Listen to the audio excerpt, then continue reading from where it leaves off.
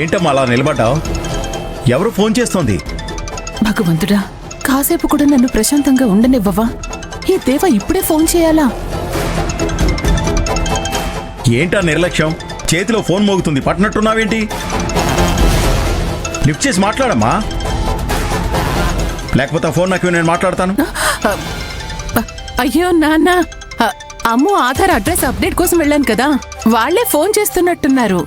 ఈ టైంలో అన్ని మీ సేవలు క్లోజ్ చేసి ఉంటాయి కదా, వాళ్ళు నీకెందుకు ఫోన్ చేస్తున్నారు? అది నాన్న. త్రిపుర, అబద్ధం చెప్తున్నావా? లేదు నాన్న, నెంబర్ లింక్ చేయమని చెప్పాను. సాయంత్రంలోపు అయిపోతుందన్నారు. ఆ విషయం అడగడానికే ఫోన్ చేశారనుకుంటా. అది నేను చూసుకుంటాను నాన్న. ఏంటి చూసుకునేది? ఫోన్ పిక్ చేసి మాట్లాడు. ఇలాంటి విషయాల్లో చాలా జాగ్రత్తగా ఉండాలి, లేకపోతే మనకే నష్టం. కాల్ కట్ అవ్వకముందే ఆన్సర్ చేయి త్రిపుర. పర్వాలేదు నాన్న, నేను తర్వాత మాట్లాడతాను. మనకు నచ్చినప్పుడు మాట్లాడడానికి వాడేమైనా మన చుట్టమా? ఏదో విషయం చెప్పాలని ఫోన్ చేసి ఉంటాడు, పిక్ చేసి మాట్లాడమ్మా. అది నాన్న,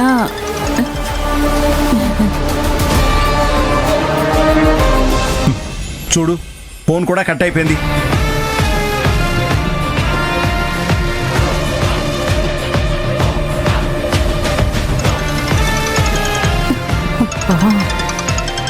మళ్ళీ మళ్ళీ ఫోన్ చేస్తుంటే ఏదైనా అర్జెంట్ అయి ఉంటుందమ్మా, మాట్లాడమ్మా.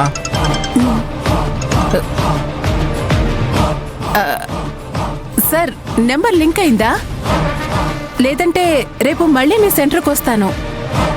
రేపు ఖచ్చితంగా పని జరగాలి సార్, లేదంటే నా కూతురు ఐడి కార్డ్ ప్రాబ్లం అవుతుంది. ఏటీఎం కార్డు కోసం ఫోన్ చేస్తే ఐడి కార్డు గురించి మాట్లాడుతున్నావేంటి బంగారం? ఈ దేవ ఇచ్చిన షాక్కి నీకు పిచ్చిగాని పట్టిందా?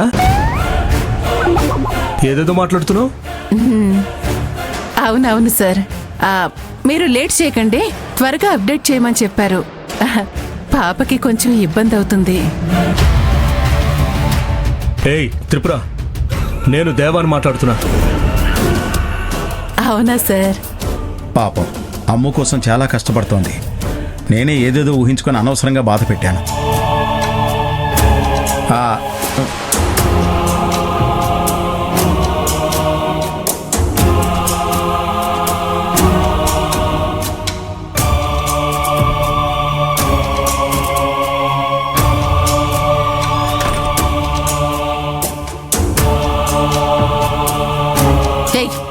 ఇలా చెప్పా పెట్టకుండా ఫోన్ చేయతని నీకెన్నిసార్లు చెప్పాలి? కొంచెంలో మిస్ అయింది, లేదంటే మా నాన్నకి అడ్డంగా దొరికిపోయేదాన్ని. నిన్ను పర్మిషన్ అడిగి ఫోన్ చేయడానికి నువ్వు నా బాసువి కాదు, క్యాష్ ఇచ్చే భార్యవి. అంతా నా కర్మ. అసలు ఫోన్ ఎందుకు చేసావో ముందే చెప్పు. నీ శాలరీ రావడానికి ఇంకా ఎక్కువ రోజులు లేదు, ఒకసారి గుర్తు చేయాలని ఫోన్ చేశాను. ఒక ఆడపిల్ల కష్టపడి పని చేసుకుంది, ఇలా బెదిరించి తీసుకుంటున్నావు? నీది ఒక బతుకేనా? సంపాదించి నీ కాళ్ళ మీద నువ్వు నిలబడలేవా? ఇదేంటి కొత్తగా మాట్లాడుతున్నావు? డబ్బులు అరేంజ్ చేయమని చెప్పాను కదా, మర్చిపోయావా? నువ్వు డబ్బు ఇవ్వకపోతే ఏం చేస్తానో మరొక్కసారి గుర్తు చేయమంటావా బంగారం? అక్కర్లేదు, నేనెక్కడికి పారిపోను, తెచ్చిస్తాను. ఇవ్వకుండా ఎక్కడికి పోతావులే, నువ్వు పారిపోయినా కూడా నేను వదలనుగా.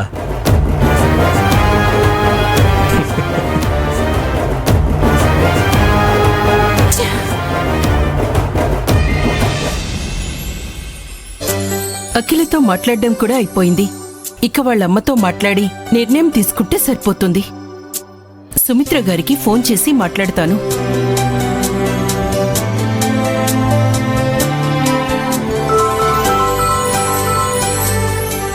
ఫోన్ మోగుతుంది, ఎవరు చేసుంటారబ్బా?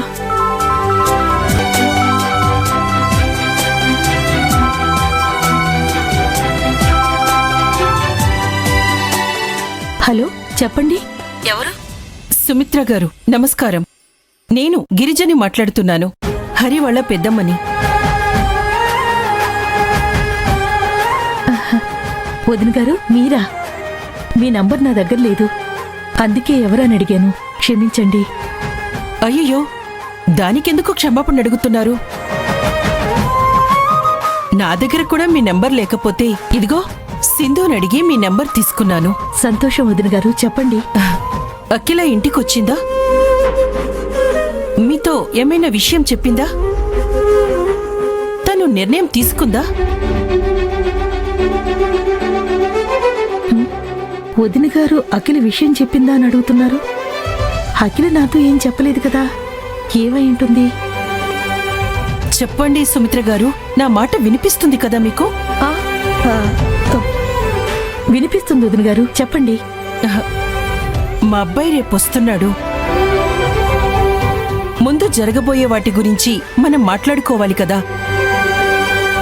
పెళ్లి నిర్ణయం పిల్లల మీద వదిలేయకూడదు కదా.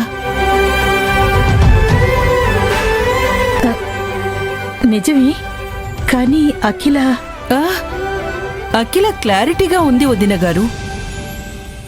ఇంకేదైనా ఉంటే మా అబ్బాయి వచ్చి మాట్లాడాలి. మనం పెళ్లి పనులు తొందరగా మొదలు పెట్టాలి. మా అబ్బాయికి పెళ్లి చెయ్యాలని చాలా సంబంధాలు చూశాం, కానీ వాడి కోసమే పుట్టినట్టుగా మీ అమ్మాయి ఉంది. ఏది ఏమైనా వాళ్ళిద్దరినీ ఆ దేవుడే కలుపుతున్నాడని నాకు అనిపిస్తోంది. మీరు చెప్పేది బానే ఉంది. చూద్దాం వదిన గారు, పిల్లలు ఏమంటారు. తల్లిదండ్రుల మాట కాదనకుండా మనం పిల్లల్ని పెంచాం సుమిత్ర గారు. నాకైతే నమ్మకం ఉంది, మనం అనుకున్నట్టే జరుగుతుంది.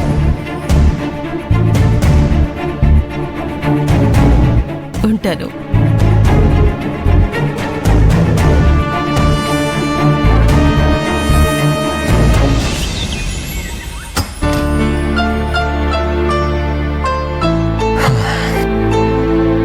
లక్ష్మి, నాకెందుకో స్నానం చేయాలనిపిస్తుంది. ముందు నువ్వు ఫ్రెష్ అవుతావా, నేను వెళ్ళనా? పర్వాలేదు, మీరు వెళ్ళండి, నేను తర్వాత వెళ్తాను. లోపలికి రావచ్చా? అయ్యో, అదేంటి అత్తయ్య గారు అలా అడుగుతున్నారు? రండి.